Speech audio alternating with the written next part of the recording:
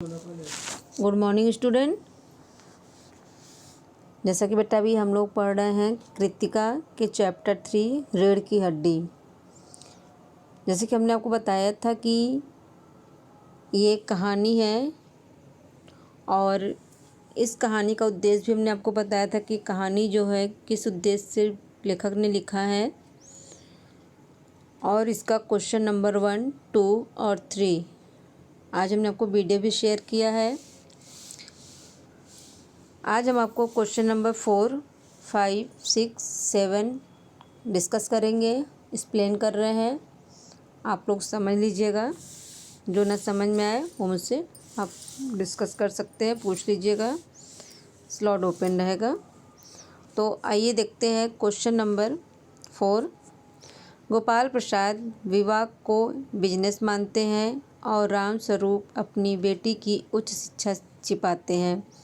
क्या आप मानते हैं कि दोनों ही समान रूप से अपराधी हैं? अपने विचार लिखिए। यानी यहाँ पर गोपाल प्रसाद जो पेशे से वकील हैं वे विवाह को बिजनेस मानते हैं और राम स्वरूप अपनी बेटी की उच्च शिक्षा को छिपाते हैं। क्यों छिपाते हैं? क्योंकि गोपाल प्रसाद और शंकर चाहते थे कि कम पढ़ी लिखी लड़की हो, इस कारण राम स्वरूप अपनी बेटी की उच्च शिक्षा छिपाते हैं। क्योंकि राम स्वरूप चाहते थे कि उनकी जो बेटी है उनकी शादी एक अच्छे घराने में हो, उच्च घर के लोग हों और पढ़े लिखे लोग हों। इसी कारण राम स्वरूप अपनी बेटी की उच्च शिक्षा छिपाते हैं। तो आइए आंसर देखते हैं। राम स्वरूप आधुनिक विचारों वाले तथा उच्च शिक्षा के समर्थक थे। उन्होंने अपनी बेटी को बीए तक की शिक्षा दिलवाई थी, किंतु यही शिक्षा जब उमा के विवाह में रुकावट बनी तब राम स्वरूप ने लड़के वालों के सामने उमा के शिक्षित होने की बात को छुपा लिया। उन्होंने ऐसा निर्णय लाचारी में लिया था, इसलिए वह पूर्ण रूप से अपराधी नहीं है।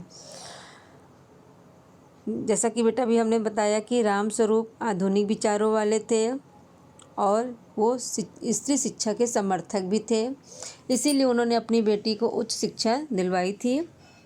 लेकिन जब उनकी शादी की बात की तो गोपाल प्रसाद और शंकर ने कहा कि मुझे कम पढ़ी लिखी लड़की चाहिए और इसी कारण राम स्वरूप ने अपनी बेटी की शिक्षा को छिपा लिया, क्योंकि वो चाहते थे कि उनकी बेटी की शादी बड़े घराने में हो।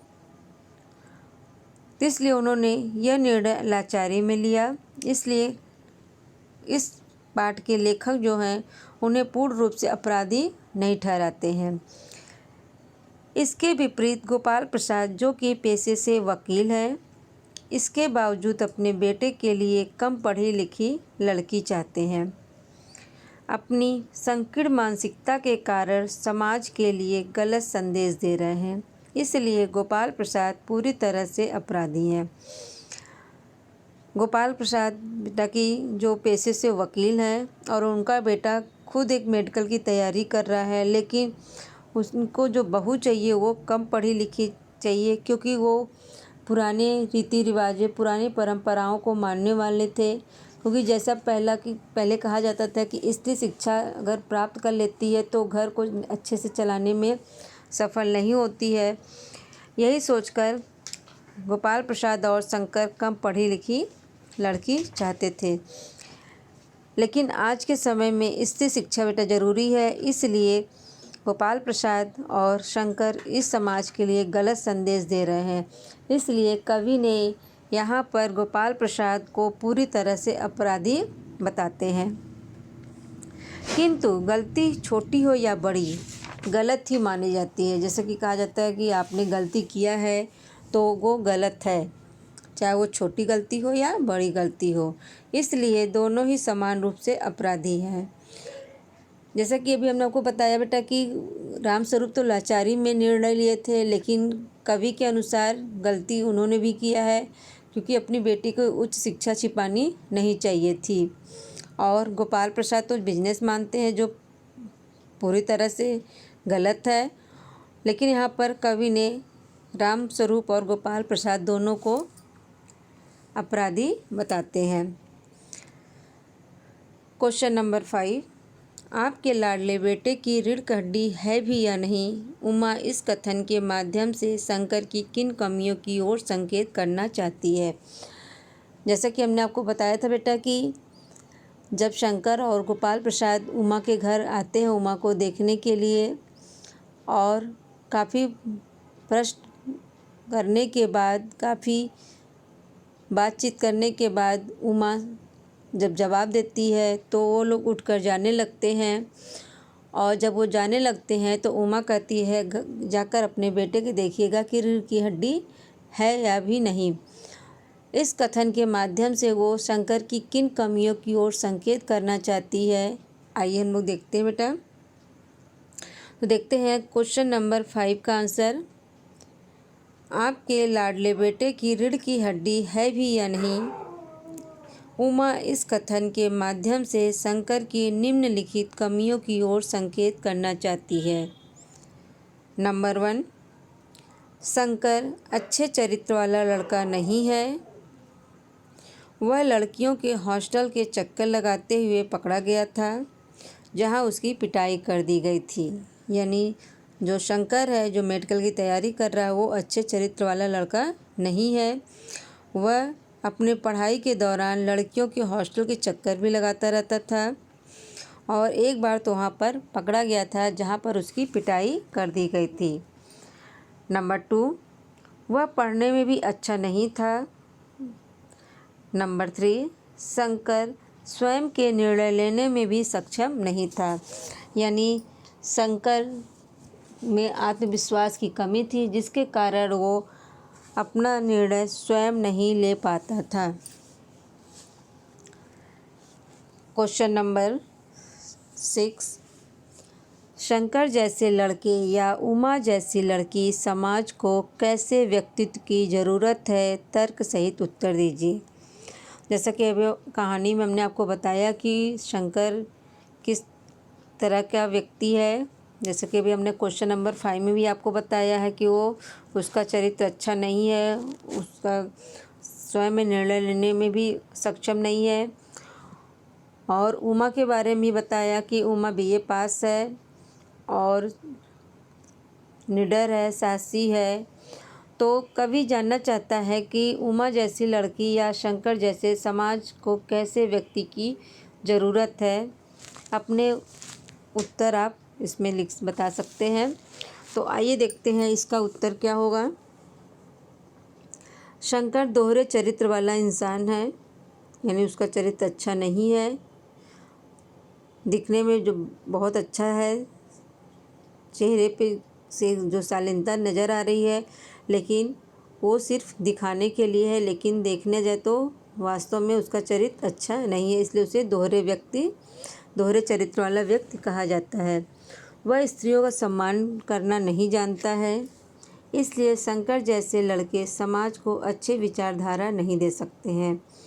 और वो स्त्रियों शिक्षा के पक्ष में भी नहीं था, क्योंकि उसको लगता था कि स्त्री जब पढ़ लिख कर आएगी तो घर को अच्छे से संभाल नहीं पाएगी, इसलिए लड़कियों को ज़्यादा पढ़ना लिखना नहीं चाहिए, क्योंकि उनके हिसाब से कहीं कोई लड़की से नौकरी नहीं करवाता है।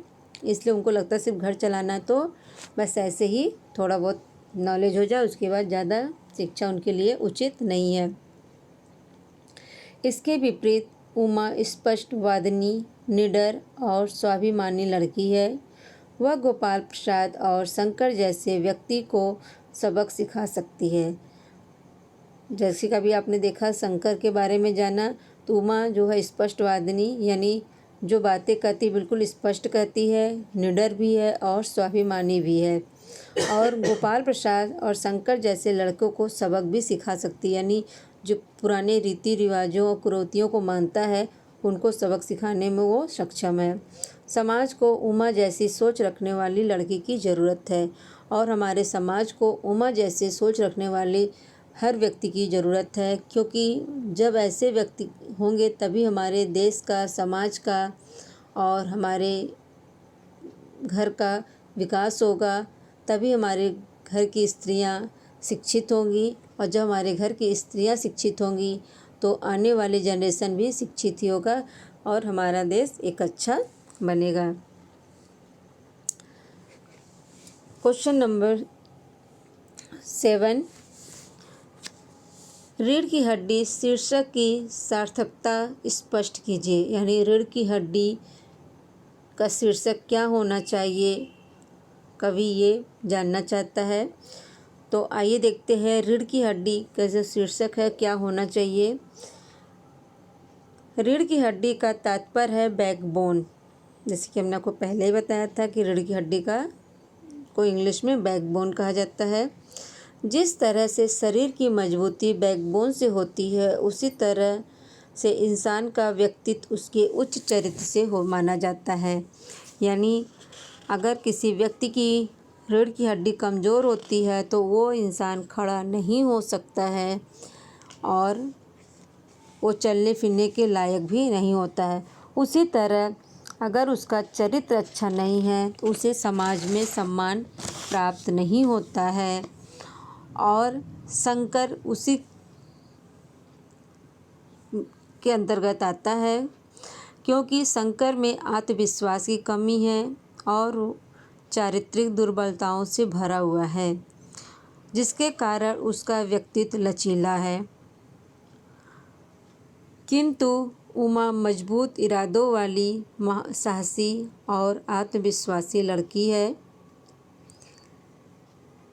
इसलिए पाठ का शीर्षक सार्थक और उपयुक्त है।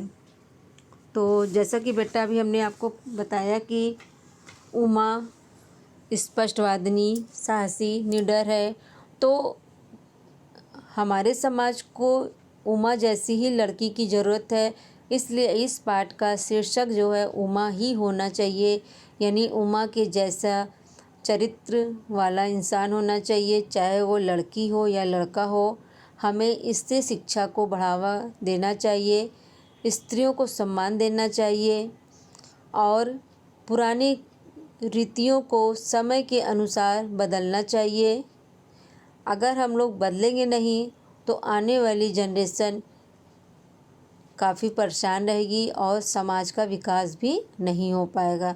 तो अगर हमें अपने देश का, अपने घर का, आने वाले जनरेशन का विकास करना है, उन्हें शिक्षित बनाना है, तो हमें उमा जैसी लड़की की ज़रूरत है। उनके जैसे विचार रखने वाले लोगों की आवश्यकता है। हमें गोपाल प्रसाद या राम स्वरूप भी, जो लाचारी में आकर अपनी बेटी की उच्च शिक्षा छिपाते हैं, हमें उनके जैसा भी व्यक्ति की आवश्यकता नहीं करनी चाहिए। क्योंकि अगर राम स्वरूप लाचारी में या लालच में आकर अपनी बेटी की शादी झूठ के पल्ले से रख कर शादी करवाना चाहते हैं तो भी ठीक नहीं है। क्योंकि लड़की को यह निर्णय मिलना चाहिए कि जिसके साथ उसका जीवन निभाना है, बिताना है, उसे उसका चयन स्वयं करना चाहिए। और कुछ रिश्ते ऐसे बनते हैं जिसमें बिल्कुल सच्चाई होनी चाहिए। कभी भी कोई कार्य झूठ के सहारे नहीं करना चाहिए। जो कार्य झूठ के सहारे किया जाता है वो बहुत ज़्यादा दिन नहीं टिकता है। तो इसी के साथ बेटा हम ये वीडियो यहीं पे स्टॉप करना चाहेंगे और अगले वीडियो में हम आपको क्वेश्चन नंबर 8, 9, 10 और 11, इसमें 11 क्वेश्चन है, ये क्वेश्चन आंसर डिस्कस करेंगे। और जैसे ही आंसर आपका कंप्लीट हो जाएगा हम PDF बनाकर आपको शेयर कर देंगे। और जो भी आपको डाउट्स हो, जो आपको न समझ में आए, स्लॉट ओपन रहेगा, आप हमसे डिस्कस कर सकते हैं। तो ये वीडियो यहीं पे समाप्त करते हैं। थैंक यू बेटा।